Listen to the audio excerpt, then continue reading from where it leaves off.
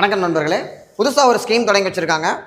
முதல்வரின் காக்கும் கரங்கள் திட்டம். யாருக்கு அப்படின்னு பார்த்தோம்னா, இராணுவத்தில் வேலை பார்த்து ரிட்டையர் ஆனவங்க, அவங்கள தொழில் முனைவோராக மாற்றுதல். அப்போ முன்னாள் இராணுவ வீரர்கள் அவங்கள ஒரு ஆண்டர்பிரனராக மாற்றணும் அப்படிங்கிறதான் திட்டத்துடைய நோக்கமாக இருக்குது.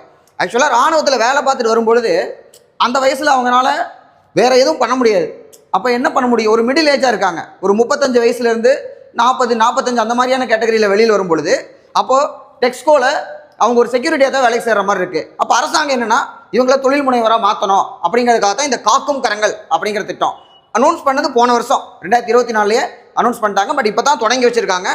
இதில் என்ன பண்ணுவாங்க அப்படின்னு பார்த்தோம்னா, தொடங்கப்பட்ட இடம் பார்த்துக்கோங்க, சென்னை.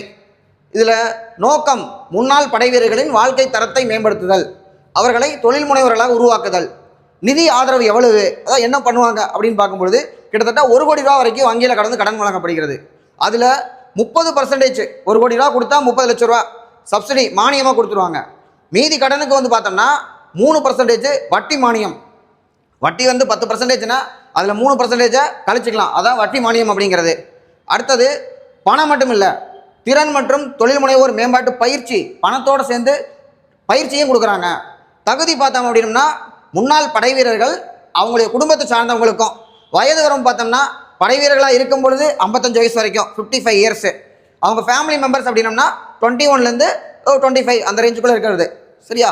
ஸோ இப்போ அடுத்து இவங்க இந்த திட்டம் தொடங்கி வைக்கப்பட்ட பொழுது எவ்வளோ பயனாளர்கள் அப்படின்னு பார்த்தோம்னா, 155 பயனாளர்களுக்கு முதல் கட்டமாக தொடங்கி வச்சுருக்காங்க. திட்ட மதிப்பீடு 50 கோடியே 50 லட்ச ரூபா. தேங்க்யூ.